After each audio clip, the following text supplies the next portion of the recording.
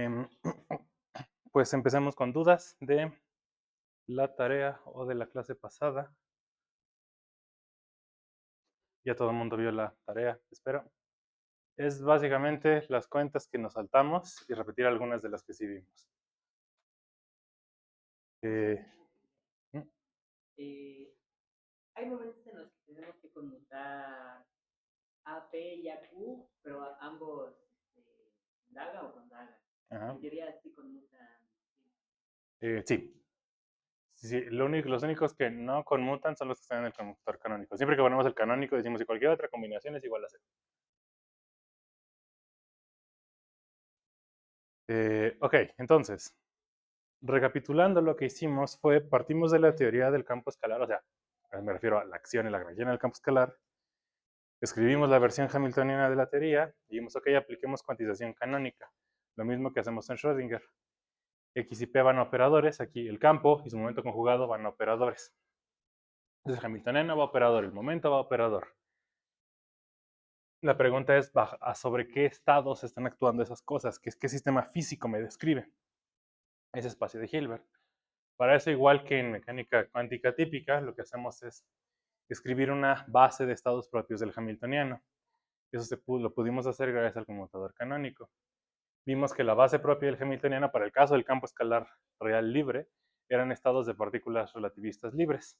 Los operadores que aparecen en la expansión de Fourier del campo los llamamos los operadores de creación y aniquilación, pero cumplían el mismo propósito que esos operadores en el caso del oscilador armónico, subirnos y bajarnos en el espectro de energías. ¿En qué forma? En la forma particular de que pues aparecían más energías, partículas, o desaparecían partículas dependiendo de cuál de los operadores aplicábamos. Tuvimos que esconder un infinito bajo la alfombra, pero bueno, nimiedades. Como les dije, no va a ser ni la primera ni la última vez. Entonces, dado que eso parece prometedor porque funciona con el campo escalar, lo siguiente es, pues, ¿qué pasa si intentamos hacer eso mismo con las otras teorías? Con los otros lagrangianos que conocemos, con el de Dirac, con el de Maxwell. Entonces, hay varias complicaciones. Déjenme empezar con platicarles las del campo de Dirac libre.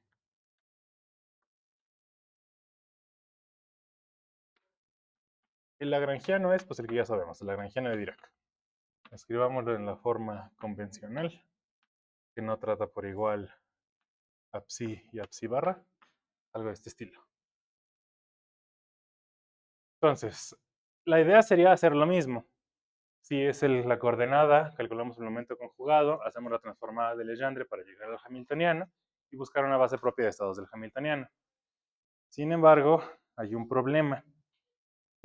Pueden intentar hacer eso. De hecho, en algunos, por ejemplo, en el Peskin de teoría cuántica de campos, tiene una sección en la que trata de hacer exactamente la misma cuantización canónica para el campo de Dirac que se hace para el campo escalar.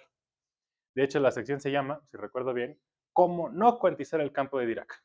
Entonces llega hasta el final, se da cuenta que eso no funciona y luego abre con la siguiente sección de cómo sí cuantizar el campo de Dirac.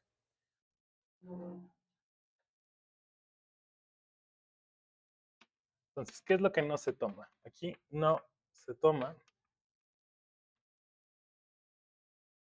el conmutador canónico. Póngamelo aquí.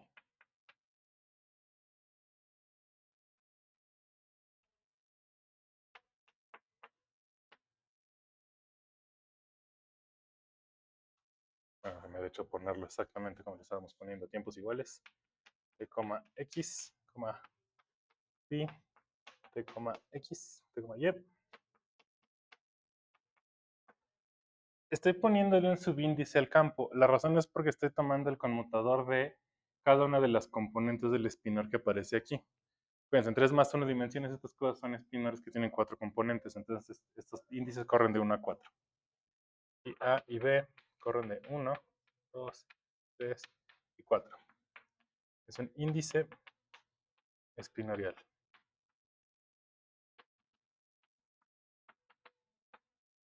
Entonces, la receta que vimos las clases pasadas diría pues que esto se iguala a una delta de Dirac de x menos y por IH barra. Y como tengo las componentes, como que lo lógico es decir, bueno, pues igual que en el paréntesis de Poisson, pues eso nada más tiene que ser válido cuando estoy igualando la misma componente. Entonces poner una delta de Kronecker de AB. Y como dije ahorita, cualquier otra combinación de los conmutadores igual es a cero. Resulta que esto no funciona. Si se intenta hacer lo mismo y escribir el hamiltoniano y la base o sea, esta ecuación ya vimos que satisface soluciones tipo onda plana. Entonces podemos hacer series de Fourier. Entonces tiene sus operadores de creación y aniquilación. El problema de utilizar ese conmutador canónico es que resulta que no hay un estado de vacío, no hay un estado que el operador de aniquilación aniquile. La energía se puede seguir disminuyendo infinitamente con ese tipo de cosas. Eso es un problema porque no hay un estado de mínima energía. Como eso pasa, sabemos, es que se dice que esta forma de cuantizar no funciona.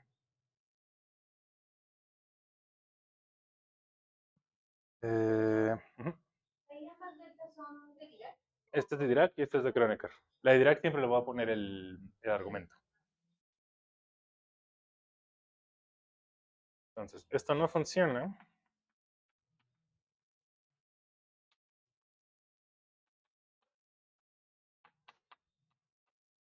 Pues hay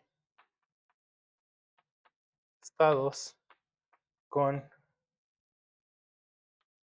energía tan negativa como se quiera, es decir, se puede ir a menos infinito el espectro de energías.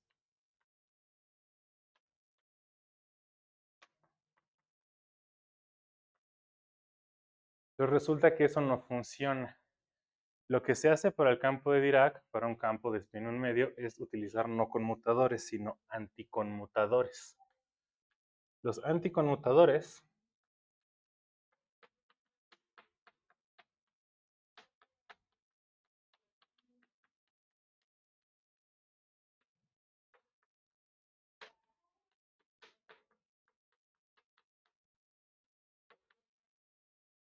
esta cosa de aquí es un anticonmutador. La diferencia entre el anticonmutador, que denotamos con una llavecita en vez de un corchete cuadrado, es que aquí es este aplicado con este menos en el orden inverso. En el anticonmutador, en vez de ir un menos, va un signo más. Es la diferencia. El anticonmutador de AB se define como AB más BA. Y eso justo arregla el problema. Cambiar este signo de ahí cambia el signo que aparecería al aplicar el hamiltoniano sobre la base de estados. O sea, bueno, los operadores de aniquilación. Y entonces eventualmente sí llegamos a un estado de vacío. Y entonces sí podemos trabajar exactamente igual que se hizo con el campo escalar. Eso lo menciono porque en otros procedimientos de cuantización, antes de pasar a operadores, se llega a trabajar con las componentes espinoriales sin ser operadores.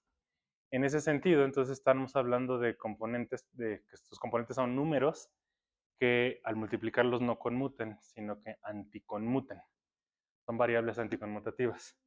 Cosas son los números de Grassmann en matemáticas. Entonces, son importantes para la cuantización del campo de Dirac.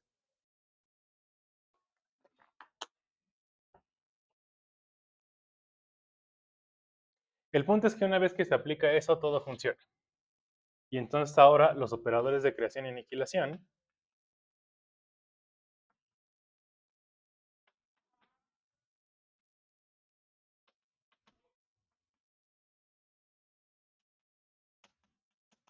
cumplen el anticonmutador canónico, que es lo mismo que harían para el oscilador armónico, pero en vez de un conmutador, es un anticonmutador.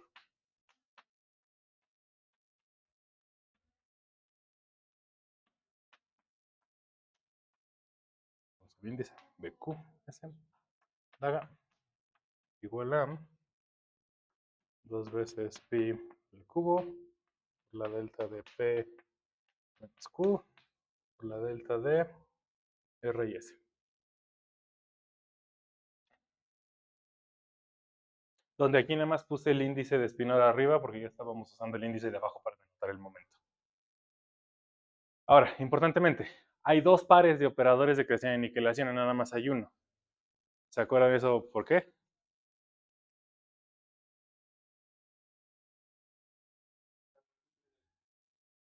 Esa es la explicación física. Matemáticamente, recuerden que el campo de Dirac es un campo complejo. Entonces tiene dos campos reales, su parte real y su parte imaginaria. En realidad se expanden los dos en Fourier. Que justo como expandemos los dos en Fourier, uno corresponde con los modos de Fourier de la parte imaginaria y otros con la parte de Fourier de la parte real. Entonces matemáticamente esa es la respuesta. Pero físicamente se acuerdan que vimos que esa doble serie de Fourier implicaba entonces que teníamos los estados de partícula y estados de antipartícula cuando vimos la ecuación de Dirac. Eso mismo se acaba heredando aquí. Nada más recuerden, el psi no describe la función de onda de una partícula, el psi es el campo. El estado de la partícula son esos operadores aplicados sobre el estado de vacío. Entonces, son operadores de creación y aniquilación, pero unos crean y aniquilan partículas y los otros crean y aniquilan antipartículas.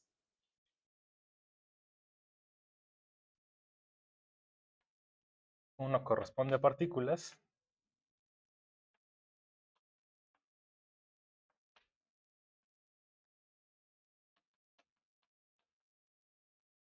El otro a antipartículas.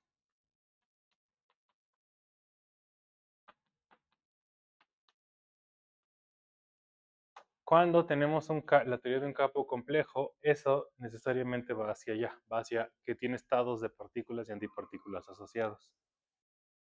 Entonces, eso hubiera pasado también cuando se cuantiza, por ejemplo, el campo escalar, no real, sino el campo escalar complejo. Hemos llegado a la misma conclusión. Sin embargo, estamos usando Dirac, y como estamos usando Dirac, aparecen anticonmutadores en vez de conmutadores.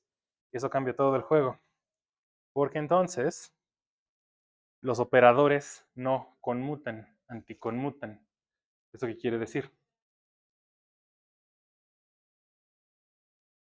Si yo aplico, por ejemplo, BP daga sobre el estado vacío, esto corresponde a, déjenme ponerle un índice, BPS, por ejemplo, el daga. Este es el de creación, el daga. Entonces, este en principio corresponde a un estado con momento P, es decir, como vimos con el campo escalar, cuando aplicamos el operador momento, este estado es un estado propio del operador momento con eigenvalor P. También es un estado propio del hamiltoniano con energía EP igual a la misma de la partícula libre, raíz cuadrada de P cuadrada C cuadrada más M cuadrada C cuarta, donde esta masa es la misma masa que aparece en la energía de Dirac, es la masa de la partícula. E importantemente hay otra etiqueta. La etiqueta de la energía y del momento vienen aquí en la P del operador, pero ven que el operador trae otra etiqueta, una S, que corresponde con la componente espinorial del bicho de acá. Ya no usé las mismas letras aquí porque resulta que aquí R y S no corren sobre 1 hasta 4, corren sobre 1 y 2, nada más. Esas corresponden con por ejemplo, las dos componentes de arriba y las dos componentes de abajo, si quieren, en alguna representación. Eso puede tomar dos valores. Esto corresponde entonces con un grado de libertad extra que tiene esta partícula, que puede tomar solamente dos valores. ¿Qué grado de libertad de una partícula elemental solo toma dos valores? Su spin. Spin arriba, spin abajo. S igual a más menos un medio. O sea, la etiqueta de S corresponde con cuál estado de spin está. Su spin. Por eso es que el campo de Dirac describe a partículas de spin un medio. Porque, de nuevo, la etiqueta de los estados corresponde con lo que conocemos físicamente como spin un medio. En particular, se puede definir también el operador de spin.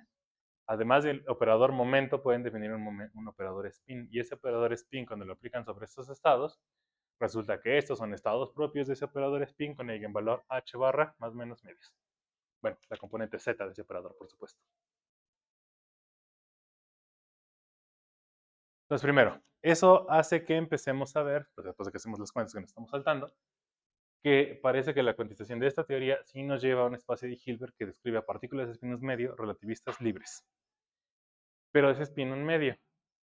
Eso lo sabemos del operador de spin, como les acabo de decir. Pero ¿qué otra cosa tienen que satisfacer las partículas de spin-on media? Sí. O sea, ¿cómo le llamamos a eso? ¿De cuál fulano famoso? Pauli, principio de exclusión de Pauli. Dos fermiones no pueden ocupar el mismo estado, ¿no? Eso tendría que verse aquí. ¿Qué pasa si calculamos BPS daga sobre el vacío? Si al vacío le aplicamos dos veces el mismo operador de creación. Los que no están listados aquí son iguales a cero. Eso en particular significa que BPS daga, BPS daga tiene que ser igual a cero. ¿Ok? Entonces, este es un anticonmutador, no un conmutador. Esto significa que esto es igual a menos el negativo. Y cuando una cosa es igual a su negativo, ¿eso qué significa? Cero.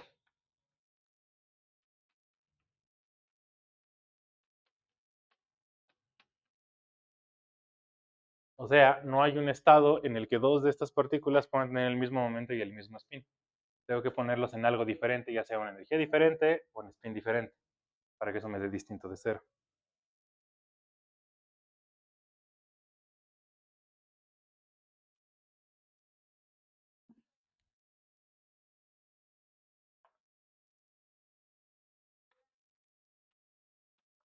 Cumple el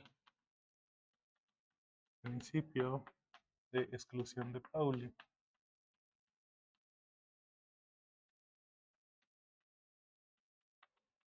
Son fermiones. Por eso el anticonmutador es importante para Dirac. Usar el anticonmutador es lo que acaba, como consecuencia, que se cumpla la estadística de Fermi-Dirac. Y dos fermiones no pueden ocupar el mismo estado.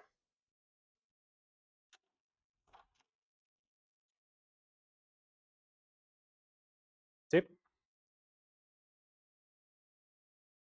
Entonces, insisto, darnos todas las cuentas es como que el resumen de lo que pasa cuando se intenta cuantizar el campo de Dirac libre. Más prueba de que parece que eso de cuantizar campos sí parece llevar por buen camino.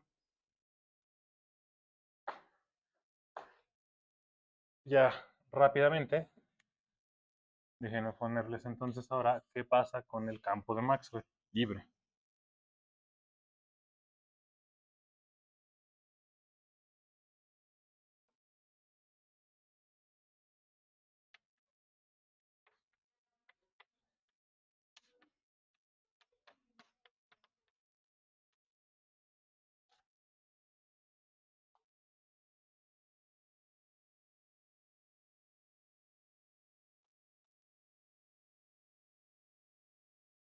Ok. Em, el proceso con Maxwell resulta ser todavía más complicado que el de Dirac. Bueno, quizá igual de complicado, pero por razones diferentes. Eh, aquí no hay ningún problema de utilizar conmutadores. Utilizando conmutadores no se obtienen problemas. Se obtienen otros problemas por otras razones. La teoría de Maxwell tiene algo que Dirac libre y escalar libre no tiene, y es la libertad de norma. El lagrangiano está escrito en términos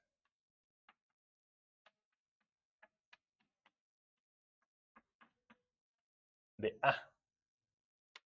La variable del lagrangiano es el AMU.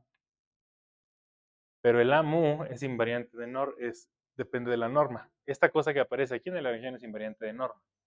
Entonces, aunque yo resuelva para un AMU, en principio no es que esa sea la única solución. Yo puedo transformar esa solución de norma. Entonces, si por ejemplo propongo una expansión en Fourier para cada una de las componentes del AMU, igual que hicimos con el campo escalar, pues esa no es como la única expansión en Fourier. Esta expansión en Fourier yo la puedo transformar de norma y llevarme una solución igual válida, que me lleve al mismo campo electromagnético. Ese es un problema porque entonces eso significa que lo que estamos definiendo como operadores de creación y aniquilación dependen de la norma. Y eso implicaría que los estados físicos medibles dependen de la norma y es ahí donde eso no debe pasar. Cosas medibles no deben depender de norma. Entonces, ¿cómo se arregla eso? Hay muchas formas de hacerlo. Bueno, muchas, me refiero a más de una por lo menos. Una opción es tomar una norma específica, pero que esa norma específica me permite llegar a los resultados físicamente aceptables, es decir, que no haya estados con infinita energía negativa, por ejemplo, que no haya estados con norma al cuadrado negativa, para que entonces no pueda utilizar la interpretación probabilística de la mecánica cuántica. Hay normas particulares que cumplen eso. Ese es el procedimiento que se sigue como estándar en los libros introductorios, pero hay otras formas, hay maneras de cuantizar sin necesidad de fijar la norma. Eso se hace con la integral de trayectoria de Feynman, que también vamos a discutir. Bueno, a lo mejor en unos minutos, depende de qué tan rápido lleguemos. Al final, el punto es que cuando ya todo se asienta, después de ya sea cual sea el procedimiento que se eligió,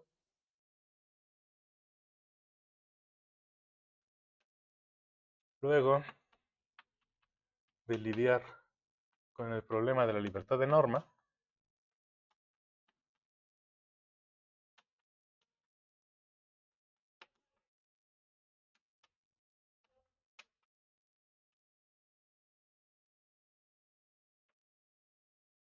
se obtiene que hay, igual que con el campo escalar, hay un conmutador para los operadores de creación y aniquilación, el conmutador típico.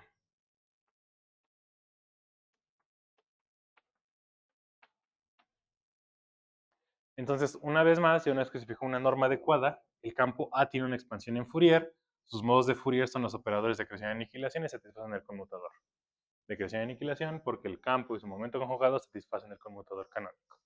La historia de siempre. El punto son las etiquetas. De entrada, uno pensaría que igual que en Dirac, ¿se acuerdan que Dirac tenía entonces 4 componentes del psi, ahorita que dijimos? Eso acabó con 2 pares acá, dependiendo del spin, y 2 pares acá, dependiendo del spin, es decir, 4. Como el AMU tiene 4 componentes, no espinoriales, sino espaciotemporales, pero 4 componentes, la componente T, X, Y, Z, esperaríamos tener 4 pares de operadores de creación y aniquilación, uno por cada dirección, ¿no? El par para T, el par para X, el par para Y y el par para Z. Resulta que eso no es así. Al lidiar con el problema de norma, se reduce. No son 4 grados de libertad, 4 componentes, se reduce a 2. Donde R y S toman valores sobre 1 y 2. 2 diferentes valores.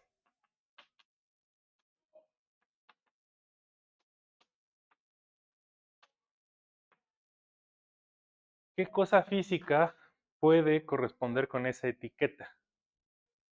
Son estados de fotones. ¿Qué podría significar eso que tiene 2 estados posibles? Son estados de polarización. Que se reduzcan los grados de libertad, eso ocurre siempre que resolvemos las ecuaciones de Maxwell para ecuación tipo onda plana. Sí, se acepta una solución tipo onda plana, pero, como saben, no cualquier solución tipo onda plana.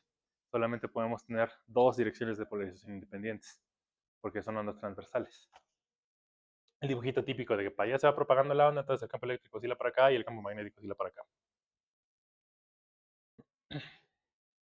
Esos corresponden con los estados de polarización.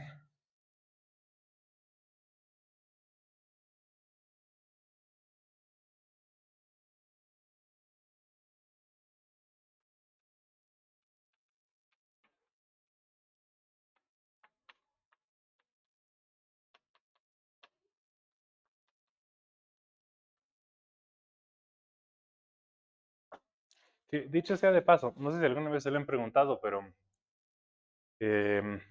hay muchas cosas del electromagnetismo que dependen fuertemente de la dimensión del espacio-tiempo. O sea, por ejemplo, el hecho de que el campo magnético sea un vector es algo que depende del espacio-tiempo. En más dimensiones o en menos dimensiones, no nada más son 3 componentes. Pueden ser más o pueden ser menos. Resulta que los estados de polarización cumplen lo mismo. Hay 2 estados de polarización independientes porque estamos en 3 más 1 dimensiones. Si suben o bajan, este número disminuye o incrementa. Depende de la dimensión. Ok, entonces, cuando yo actúo con el AP R daga sobre el vacío, este es un estado que tiene energía EP, momento P y polarización R, donde la energía EP al cuadrado es igual a P cuadrada por C cuadrada. Es decir, Son estados de partículas con masa igual a cero, porque satisfacen la expresión para la energía de una partícula relativista con masa igual a cero. Y eso parece que viene otra vez de acá. Como no tengo un término de masa aquí en el lagrangiano de Maxwell, como que eso acaba heredando a que los estados satisfagan la relación de dispersión con masa igual a cero.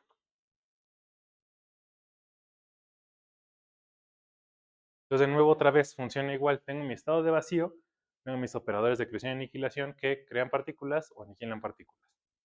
¿Qué partícula se crea y cuál se aniquila? Depende de ese operador a qué campo está asociado. Los estados de partículas heredan las propiedades que tendrían las soluciones tipo onda plana de estas cosas, del campo. ¿Sí? Esa es básicamente la receta, es lo que ocurre. ¿Sí? ¿Dudas? Insisto, me estoy saltando un montón de cuentas, como quien haya llevado un curso de teoría cuántica de campo sabe. Nada más le estoy dando como que la parte linda. Lo siguiente, entonces, si ya funcionó escalar, Dirac y Maxwell, el otro que vimos fue el campo de Young-Mills, que en principio es lo que esperamos que describa la interacción de Billy Fuerte. Uh -huh. Porque ya, o sea, me salté, insisto, toda la cuenta. Resulta que cuando resuelves esto en Fourier te sale una relación de dispersión particular que es esa. Y eso acaba como consecuencia cuando tú aplicas este operador sobre este estado completito resulta ser estado propio del hamiltoniano con esta energía dada por esta expresión. Y esto tal cual corresponde con la relación de dispersión relativista para una partícula con masa igual a cero. Entonces, la siguiente opción sería hablar del campo de Yang-Mills. Y como hicimos con todos los campos que hemos estudiado hasta ahorita, pues lo lógico sería, pues vamos a estudiar el campo de Yang-Mills solito, así como viene. Y vamos a estudiar entonces campo de Yang-Mills libre. Implicaría, por ejemplo, hablar de gluones libres, igual que acá esto implica hablar de fotones libres. Sin embargo, como ya sabemos, los gluones no son libres. Los gluones pueden interactuar con gluones. Y eso se ve de acá también. En este caso, el lagrangiano es menos 16pi por la traza de F1U, F1U, donde el grupo de norma de esta cosa es SU3, por ejemplo, o SUN en general.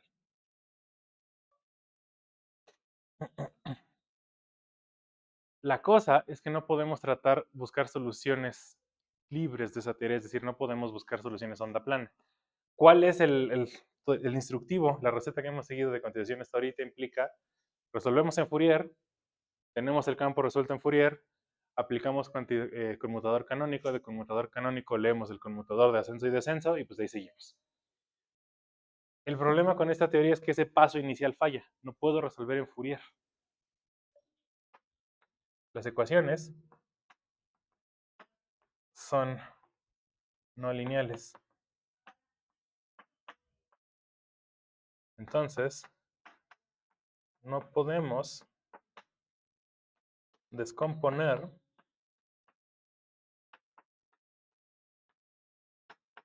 a mu en Fourier.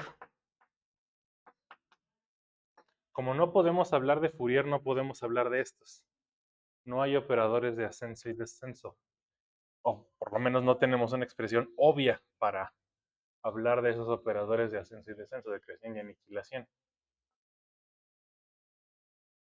O sea, básicamente, por fin encontramos una teoría en la que el oscilador armónico no ayuda. No podemos hacer oscilador armónico.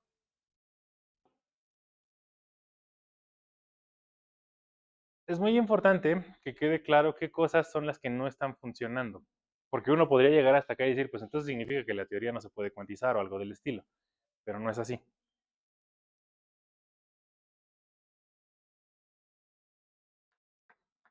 Amu y su momento conjugado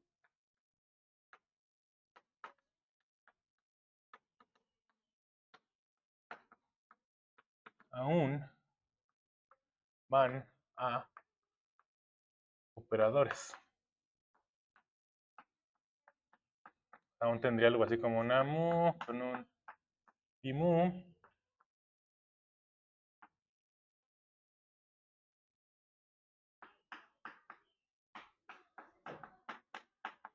Esquemáticamente, en principio, aún tenemos esto.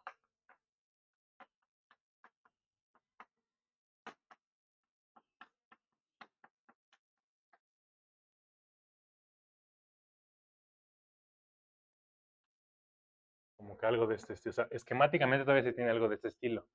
Todavía puedo calcular el campo, el momento conjugado al campo y definir el conmutador canónico. Eso todavía se puede hacer. Pero lo que no se puede hacer es brincar de ahí algo como de este estilo. Eso es lo que ya no. Porque no tengo expansión en Fourier. Las ecuaciones no permiten una expansión en Fourier. Entonces no puedo hablar de los operadores de creación y aniquilación.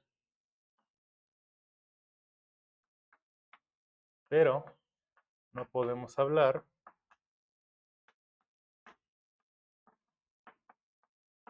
de un AP y una Kudaga. Estos son los que ya no están.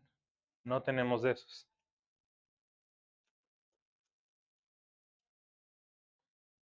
Eso significa que tampoco sabemos si el hamiltoniano tiene o no un estado de mínima energía o un estado de vacío en el sentido de, aquí podemos, en un campo libre hay una noción muy clara de qué significa una partícula y qué significa que no haya partículas. ¿Qué significa que haya partículas? Significa esto. ¿Qué significa que no haya partículas? Significa este de acá, el estado cero. Hay una noción clara del estado de mínima energía es en el donde no hay partículas. En un campo interactuante como este, no tenemos esa noción. Ok, hay un estado de mínima energía, pero es el vacío, está vacío, hay partículas, no hay partículas, no podemos saberlo porque no tenemos manera de resolver.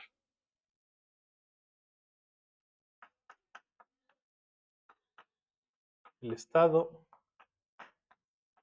de vacío existe, pero no podemos hablar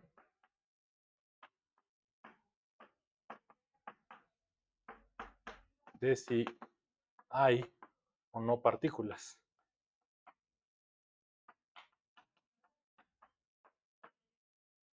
O sea, ya una vez que están interactuando no podemos decir, ese estado es el que tiene tantas partículas con tanta energía, con tales características.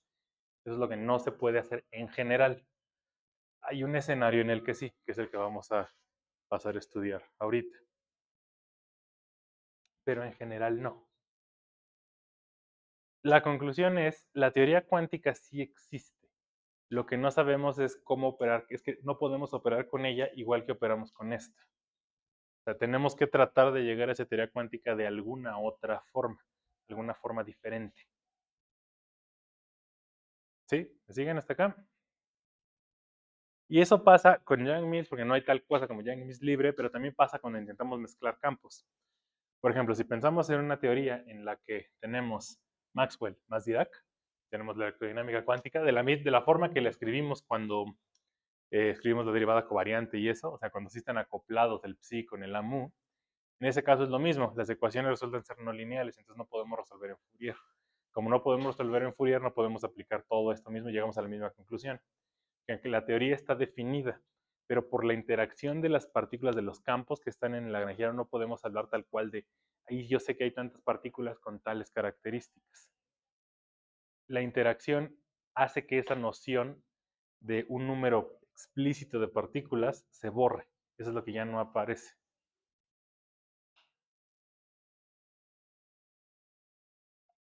Entonces, si no se puede hacer cuantización canónica, ¿qué hacemos? Que sí se puede hacer.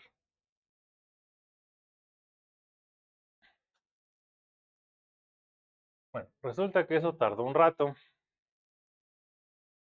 Y fue Feynman al que se le ocurrió cómo cuantizar teorías que son de este estilo. Donde cuantizar es más bien cómo acceder a los resultados de la teoría cuántica sin necesidad de hacer todo esto. ¿A qué me refiero con hacer todo esto? Todo lo que hicimos hasta ahorita terminaba con He aquí una base de estados propios del hamiltoniano con lo que podemos resolver, expresar cualquier otro estado arbitrario. Eso es lo que ya no podemos hacer, porque nos atora el no saber, no tener una solución tipo Fourier. Sin embargo, eso no significa que no podamos medir cosas, que no podamos calcular cosas. De hecho, si se fijan, así como lo estoy fraseando, es un problema que ya resolvimos antes, pero en un contexto diferente.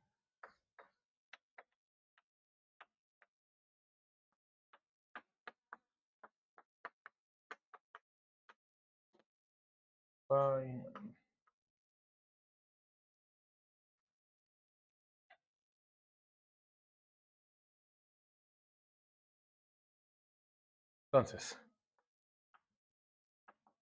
los diagramas de Feynman son análogos a la serie de Born que vimos cuando estudiamos experimentos de dispersión.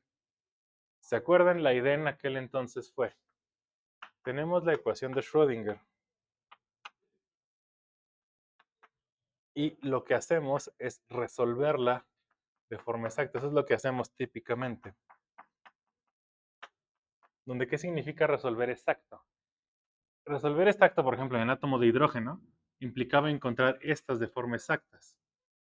Estas son las funciones propias o estados propios del hamiltoniano.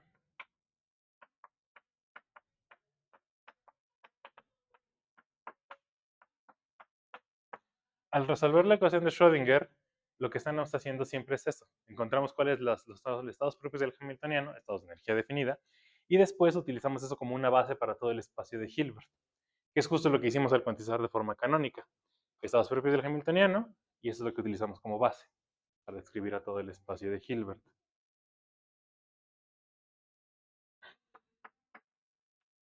Análogo a encontrar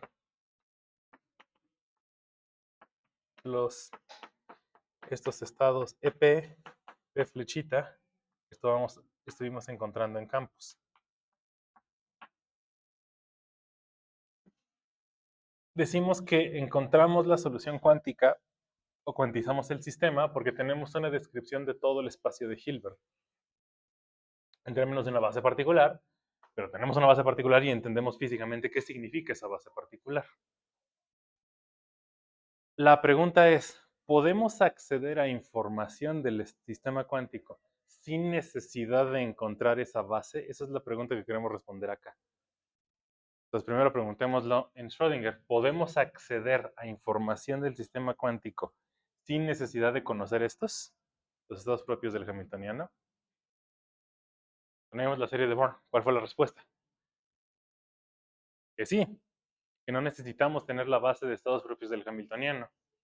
Si lo que queremos estudiar no la requiere, podemos saltarnos ese paso. Cuando estudiamos la serie de Born, dijimos, ok, voy a decir que la psi es mi onda entrante más la integral del propagador por el potencial por la onda entrante más la integral del propagador por el potencial por el propagador por el potencial, la psi cero más, etcétera, etcétera, etcétera. Donde me estoy saltando los diferenciales y los demás, pero pues el punto es que en estructura lo que estamos haciendo es eso. Y se acuerdan que cada una de estas cosas significaba un dibujito. Dijimos, aquí es, pues nada más entró el abscisero y no le pasó nada. Después se centró el abscisero, llegó a la región donde está el potencial. Aquí el propagador interactuó con el potencial y mandó la abscida para afuera. Y luego eso va a la suma de, entró el abscisero, llegó a la zona donde está el potencial, interactuó por aquí, interactuó por acá, por eso hay dos factores de G y luego sale. Y así sucesivamente, es lo que representaba cada integral. Cada integral la podíamos representar con un dibujito, que representaba una como, la forma de interpretar los dibujitos era como una opción de las cosas posibles que podían ocurrirle a la partícula al interactuar con el blanco. Pensando en el principio de superposición cuántica. O sea, en general decimos que un estado cuántico es como una combinación lineal de pues, todos los posibles estados, que es justo lo que está aquí. El estado final, lo que le pasa a la partícula después de interactuar con el núcleo, es una combinación lineal de pues, todas las posibles cosas que le puede pasar. A lo mejor interactúa aquí, a lo mejor interactúa acá, a lo mejor acá abajo interactúa en 300 puntos, no sé, o sea, depende. Y lo que vimos es que cada una de las integrales cada vez pesaba menos. Ok. si está dado en potencias de la intensidad de la interacción.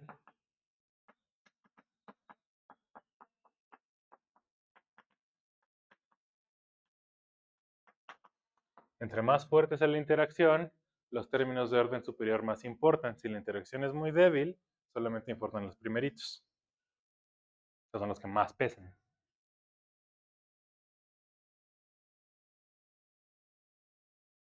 Entonces noten que con esto no tenemos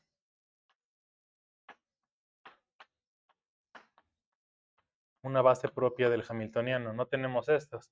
Tampoco sabemos cuáles son las energías posibles del sistema. Eso tampoco lo calculamos. Pero no importa, porque sí nos permite calcular algo. Pero sí podemos calcular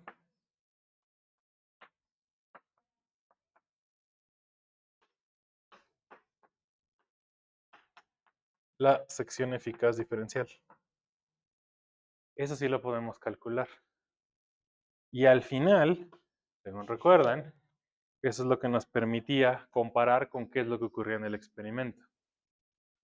Y si lo piensan, pues eso es como lo más importante. Si un procedimiento nos permite calcular lo que se mide en los experimentos, o sea, por eso ya tenemos la física. Si eso empata, significa que sí tenemos una descripción de lo que estamos viendo en la naturaleza. O sea, a lo mejor no conocemos todo, pero pues bueno, pues ni modo. Así es la vida a veces. Esa es la cosa limitante de la teoría cuántica de campos, de cualquier teoría cuántica de campos. No conocemos todo, no podemos calcular todo. En las teorías libres sí, en las teorías interactuantes no. Solamente tenemos acceso a lo que nos permite una serie de este estilo, al régimen en el que la intensidad de la interacción es muy pequeña, lo que llamamos el régimen de acoplamiento débil. Es lo único a lo que tenemos acceso en cálculos.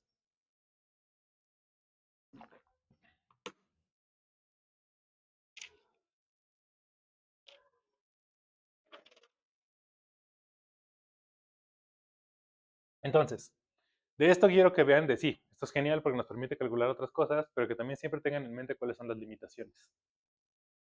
Esa es de las razones por las que hoy en día todavía seguimos investigando cosas, porque pues sí, nos permite calcular y predecir varias de las cosas que se están midiendo en aceleradores, pero hay otras que no, las que no tenemos acceso con este tipo de cálculos. Entonces, lo que hizo Feynman fue tomar esta idea y generalizarlo a las teorías cuánticas de campos. Y en vez de caer en estos estados, caer en algo, una serie que me permita calcular amplitudes de dispersión. Y entonces comparar con secciones eficaces o con vidas medias, que es lo que se hace típicamente.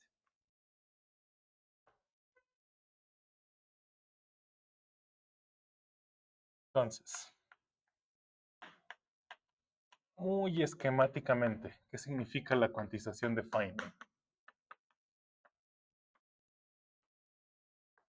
¿Qué es lo que da lugar a los diagramitas de Feynman? Ok, 3:30. No da tiempo de ver esto. A ver, Feynman, de hecho creo que lo dice en alguno de sus libros, él siempre fue de la idea de una buena persona que se dedique a la física tiene que saber como que 20 formas distintas de resolver el mismo problema. O sea, siempre.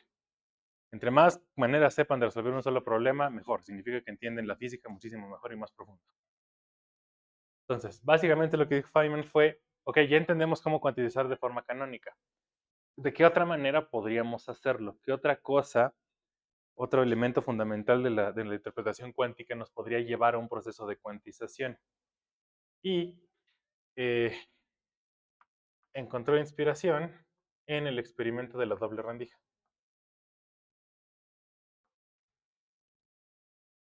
Entonces, ustedes conocen el experimento de la doble rendija, ¿cierto? O sea, sale el haz de partículas por acá y uno esperaría, ¿qué va a haber aquí en la pantalla? Entonces uno esperaría, bueno, pues nada más tendrían que, si esto está aventando partículas, por ejemplo, así, pues solo tendrían que cruzar las partículas que venían aquí y aquí. Entonces nada más tendría que tener como acumulación acá y acá en la pantallita. ¿Eso es lo que pasa en la realidad? No, se produce un patrón de interferencia. Resulta que Hay algunas se embarran aquí, otras se embarran por acá, otras se embarran por acá, otras se embarran por acá, otras se embarran por acá, siguiendo como un patrón de interferencia, ¿no? Ok, ¿eso qué significa? Una forma de interpretarlo es pensando en, pues, como lo hizo originalmente la gente, ok, entonces las partículas no son chochitos, no son puntitos que siguen una trayectoria fija, sino más bien es es como una onda electromagnética. Es algo esparcido y entonces al pasar por acá interfiere con lo que pasó por acá y pues por eso se genera este patrón de interferencia aquí enfrente, ¿no? Esa es la explicación que seguro conocen. Bien. Otra alternativa es la siguiente. Dijo Feynman, ok, ¿y qué tal si más bien pensamos que no, que la partícula sí es una cosa puntual que sigue una trayectoria? Pero la cosa es que sigue todas las trayectorias. ¿A qué me refiero con eso? Que a lo mejor está un electrón sí siguió esta trayectoria y pues llegó hasta acá. Pero a lo mejor hay otro electrón que siguió esta trayectoria, o esta trayectoria, o esta trayectoria, o esta trayectoria, o esta trayectoria, o esta trayectoria, o esta trayectoria. O sea, que todos los electrones siguieron todas las trayectorias posibles. De hecho, en principio, si ustedes pudieran expandir la pantalla hasta infinito, pues sí habría electrones que pegan por acá y por acá. Bien poquitos. Entre más se alejan del centro donde está la rendija, la probabilidad de que el electrón pegue en la pantalla es menor, menor y menor. Pero en principio sí hay una probabilidad distinta de cero de que ocurra. Eso quiere decir que Feynman dijo, pues qué tal si más bien las partículas siguen cualquier trayectoria. Eso está completamente en contra de lo que sabemos de la física clásica, como todo en mecánica cuántica. En física clásica sabemos que si una partícula está en presencia de una fuerza total F, ¿cuál es la trayectoria que tiene que seguir? La que está dada por qué cosa. O bueno, en términos más para sus primitos de la secundaria, que quiero poner aquí. Segunda ley de Newton, ¿no? R 2 puntos. O sea, es la trayectoria que sigue la solución de la ecuación de Newton. Ya yendo hacia lo que saben ustedes, pues la que minimiza la acción. Es decir, una trayectoria que viaja del punto A al punto B, sabemos que pues, va a seguir una trayectoria. La trayectoria que minimice la acción. Esa es la trayectoria clásica. Pero pues en principio están también las otras trayectorias posibles, que se fue por acá, se fue por acá. Todas estas otras tienen acción no extrema. Estos son delta S distinto de cero. Pero pues en principio ahí están, son trayectorias válidas, solo que decimos, esa clásicamente no ocurre, porque no minimiza la acción. La teoría clásica se basa en hay una única trayectoria privilegiada, esa, minimizar acción. Feynman dijo, pero pues la doble rendija nos está diciendo que pues no es cierto. O sea, todas deberían valerse, más o menos. Hay claramente una privilegiada, aquí en medio, ¿no? O sea, sí hay una que pesa más.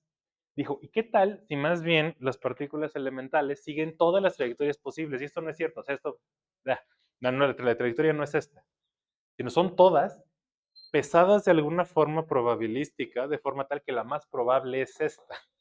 Y por eso esa es la que vemos macroscópicamente, porque es la más probable.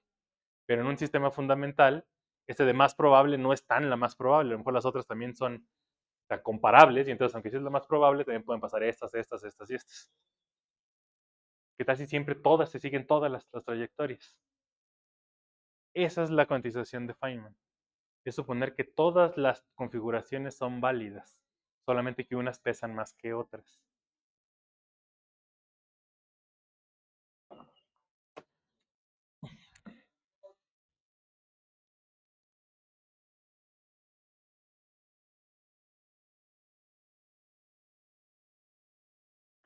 Clásicamente hay una trayectoria, la que está dada por la minimización de la acción. Déjenme llamarles Q de test como en mecánica.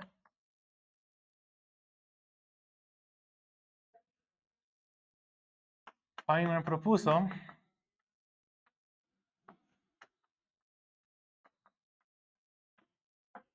sumar sobre todas Es decir, tomar una superposición de todas las posibilidades. Considerar, bueno, una posible opción es que la partícula se fue por acá, con cierta probabilidad. Más que la partícula se fue por acá, multiplicado por otra probabilidad. Más se fue por acá por otra probabilidad. Más se fue por acá por otra probabilidad. O sea, es algo así como, si quieren, no sé, algo así como...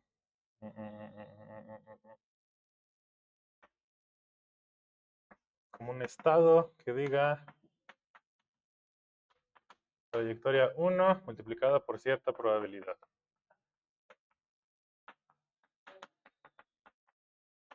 Más trayectoria 2 por alguna otra probabilidad.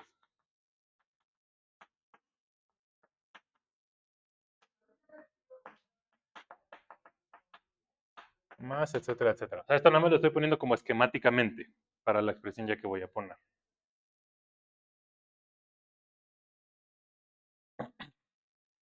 Ok, lo primero es cuál es la densidad de probabilidad que me dice cuál es la trayectoria más probable. Tiene que depender de la acción de alguna manera, porque la que es más probable es la que minimiza la acción. Entonces, esa trayectoria, la que hace delta S igual a 0, es la que tiene que darme la densidad de probabilidad máxima. Feynman dijo, ok, no nos compliquemos la existencia, vamos por la distribución de probabilidad más básica. Tomemos una exponencial. Tomemos que es la exponencial de menos i veces sobre h barra por la acción evaluada en la trayectoria. Pongamos que esto es la densidad de probabilidad.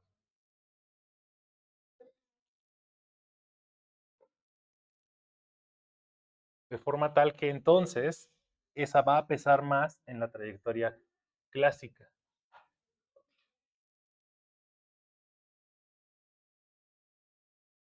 Esto es como el peso probabilístico.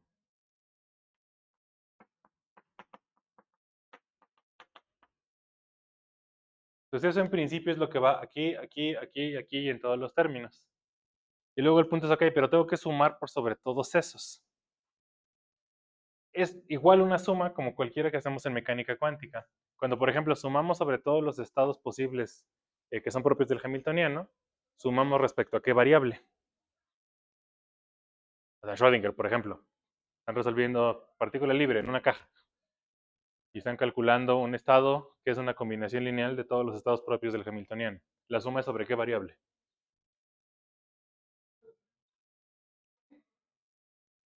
O el oscilador armónico, si quieren.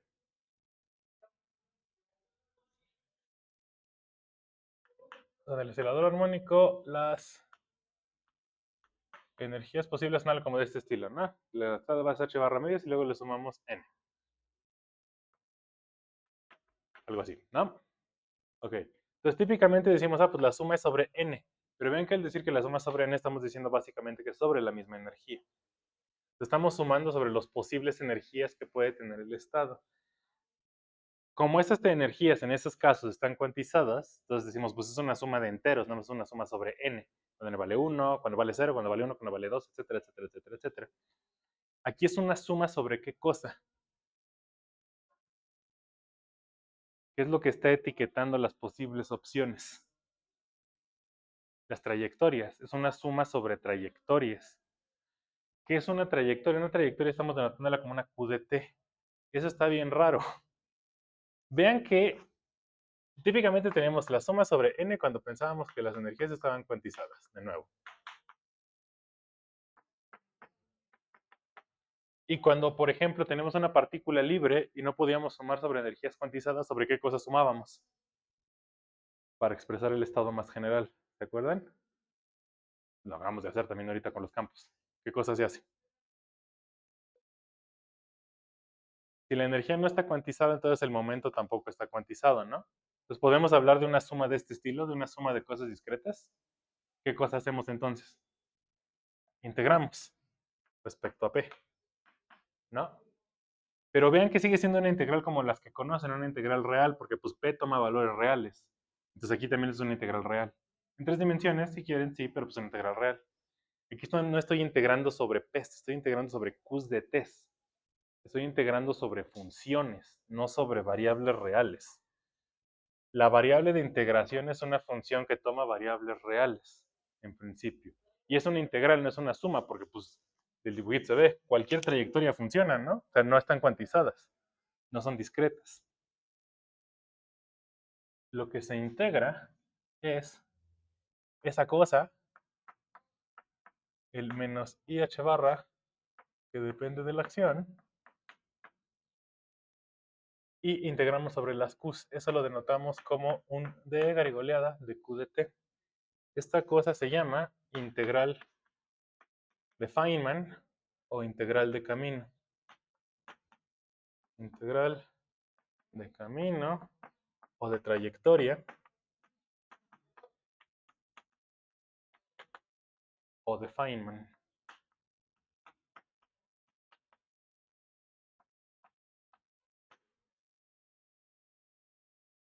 El término formal para esa cosa es una integral funcional.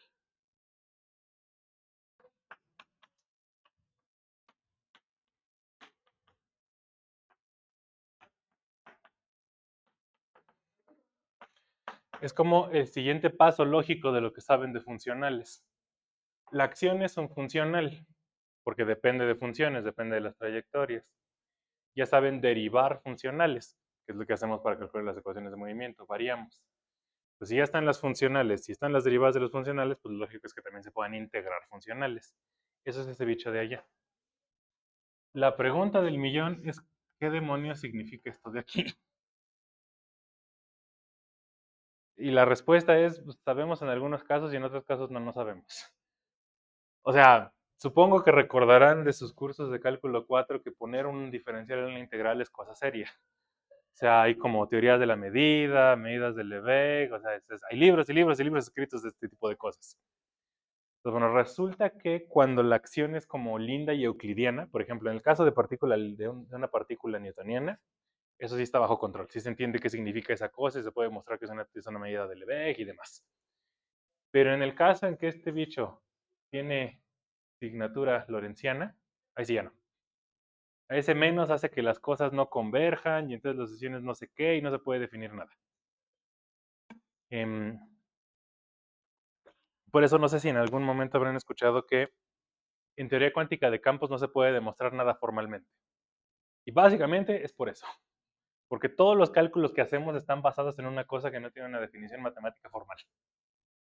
Pero pues como siempre, no nos importa y vamos, calculamos cosas y pega con el experimento. Perfecto, es algo de correcto de tener.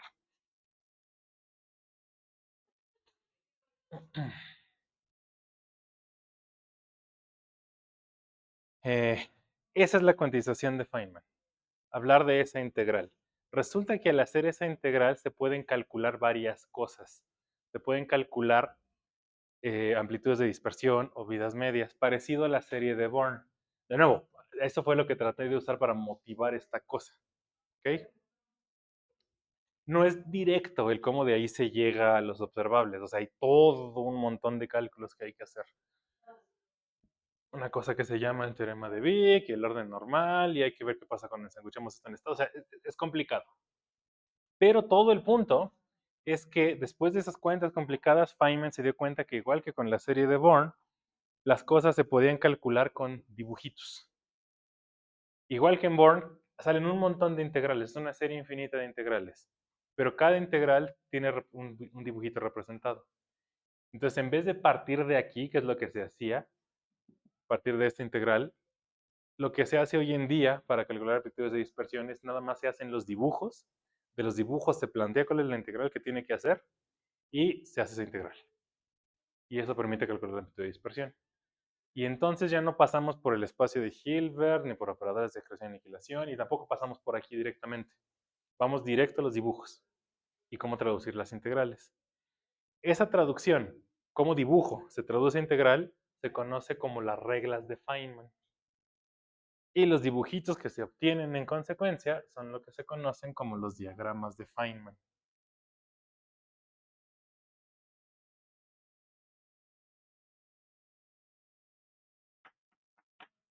Entonces me les escribo esto. Este objeto permite calcular amplitudes de dispersión mediante series infinitas.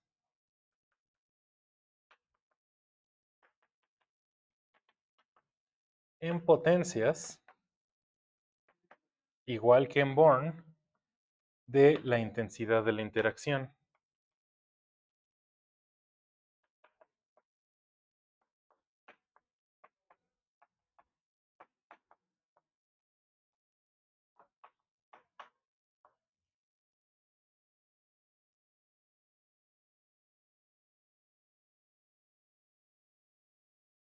Cada término en esa serie,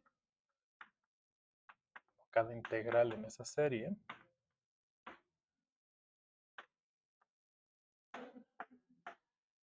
que de hecho está de paso, creo que no es suficiente énfasis, o sea, aunque partimos de acá, ya esas integrales de las que estoy hablando ya no son de este estilo extraño que no están bien definidas. Las integrales son integrales tal cual sobre momentos, típicas integrales sobre variables reales. Tienen otros problemas que hablaremos eventualmente, pero no ese.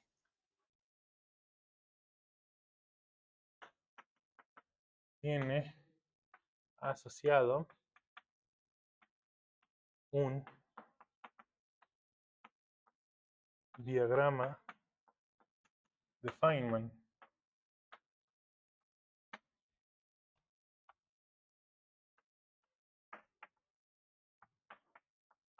La traducción de dibujo a integral se conoce como las reglas de Feynman de la teoría.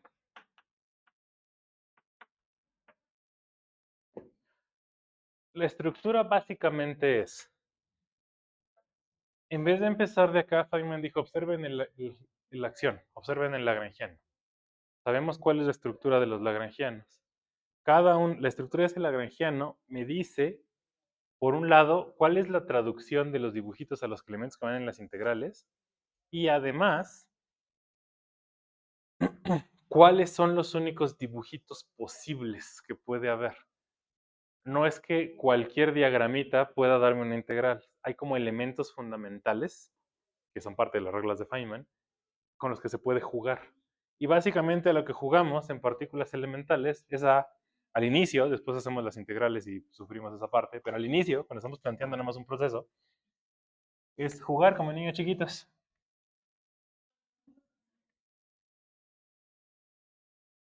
Vamos a ver más explícito cómo es eso en la siguiente clase, pero pues déjenme cerrar esta, simplemente como que enseñándoles cuál es la idea. Déjenme ponerles una, no de aquí, sino de aquí. Pues, por ejemplo, les voy a poner ya explícitas estas cosas en las siguientes clases, ya que veamos electrodinámica cuántica, pero nada más para que se lleven una idea de qué significa esto. Por ejemplo, para electrodinámica cuántica,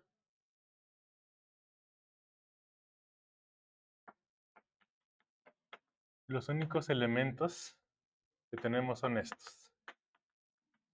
Es el lagrangiano de la electrodinámica cuántica, el que tiene Dirac y Maxwell. Sus únicos dibujitos que se pueden leer son lo que llamamos una pata de electrón, una pata de fotón y un dibujito que los mezcla.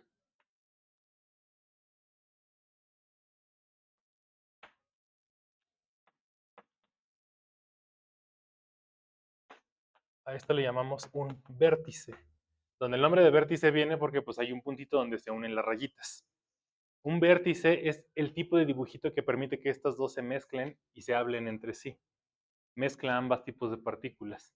El puntito representa interacción, parecido a los puntitos de la serie de Born cuando dice el dibujito del potencial y la onda entrante.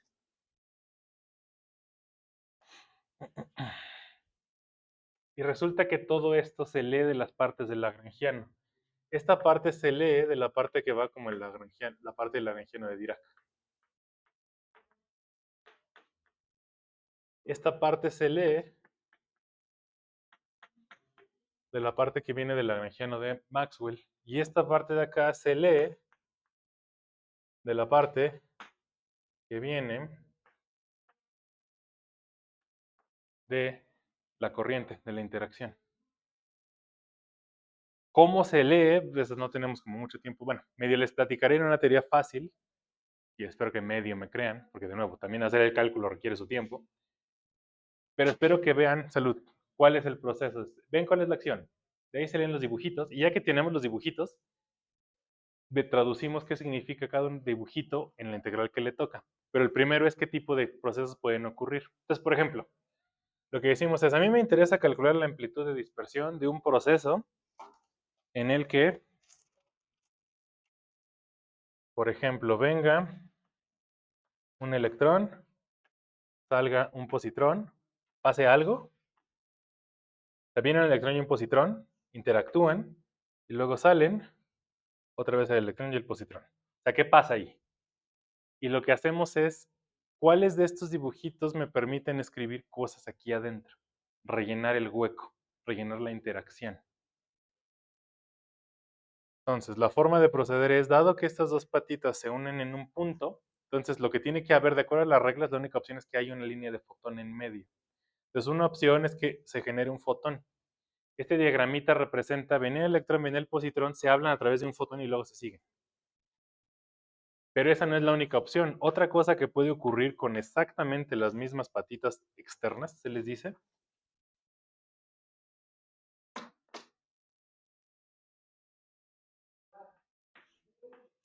es, de aquí tiene que salir un fotón necesariamente, porque es el único vértice que tengo.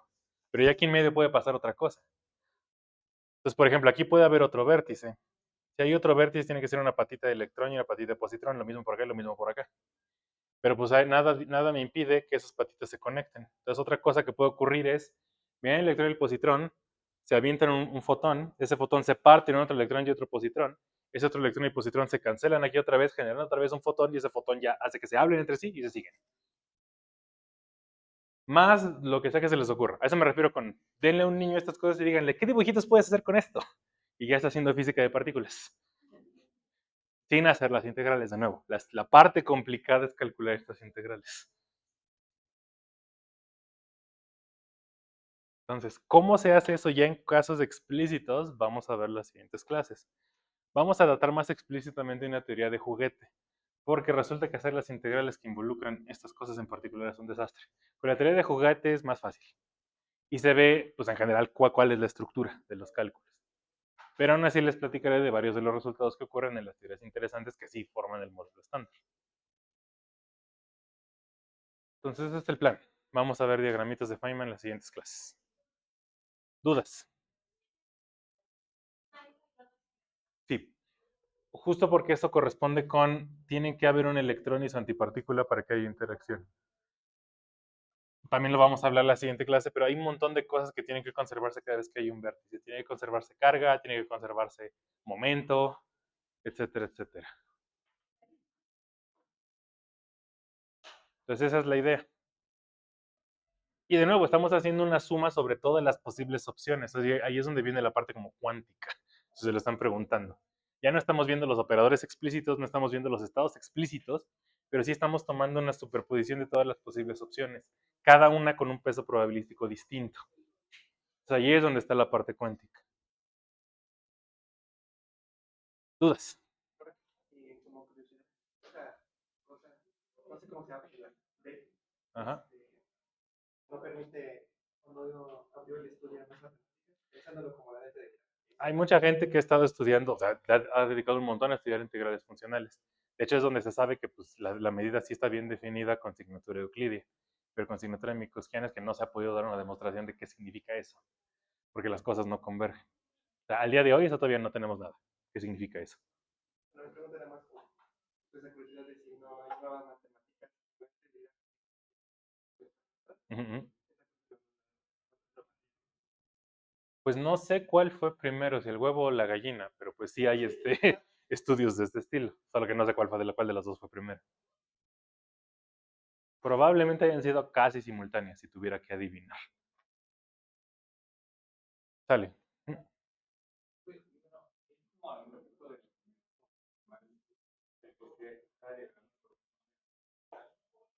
O sea, esa deducción sí se puede hacer. Para las teorías sencillitas, las primeras que vimos, eso se puede hacer. Si hay una deducción formal.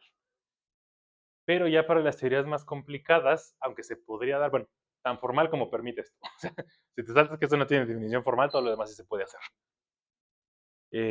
Pero para teorías más complicadas no hace falta. Ya sabemos, dado que Feynman nos dio la receta, ya nos saltamos toda esa parte del trabajo y solo vamos a los cálculos. Básicamente lo que hizo Feynman fue abrir las puertas a un montón de gente a hacer cálculos de partículas elementales, porque dio como una recetita fácilmente reproducible, que no requería saber todas estas formalidades. Profesores más viejos solían decir que fue eso justo lo que le dio un montón de proyectos de doctorado a investigadores jóvenes. Que hace muchos años, a cuando esto empezó, o sea, estamos hablando de gente viejita, cuando tenía estudiantes de doctorado, básicamente su tesis era calcúlate este diagrama. O sea, estamos hablando de tiempos donde no había computadoras para ayudarnos a hacer eso, entonces pues sí involucraba escribir hojas y hojas y hojas y hojas y hojas de cálculos. No ese diagrama, por supuesto, otros más complicados. Sí, por eso fue importante lo que hizo Feynman. ¿Más preguntas? Entonces, esas son como las trayectorias. Lo vamos a ver eso en la siguiente clase, pero no. Estos dibujitos no se tienen que pensar en el espacio. O sea, a lo más, si quieres, son como representaciones en el espacio fácil, en el espacio de momentos. A lo más. De hecho, a como se lee. Sí. Así como lo estoy poniendo, la dirección temporal es como para arriba. O sea, es como si venía electrón, se va electrón. Venía positrón, se va positrón. Y lo que pasa aquí en medio es como el instante donde se da la interacción.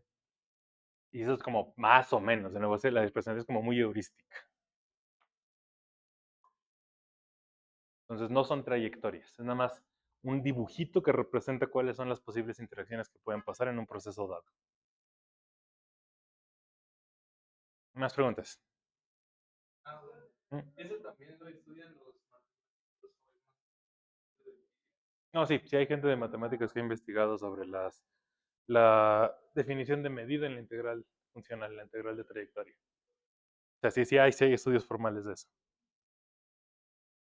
¿Más dudas? ¿No? Vale, pues entonces la próxima clase empezamos a ver cómo se ven eso de las reglas de Feynman y cómo se hacen esas integrales en casos sencillos.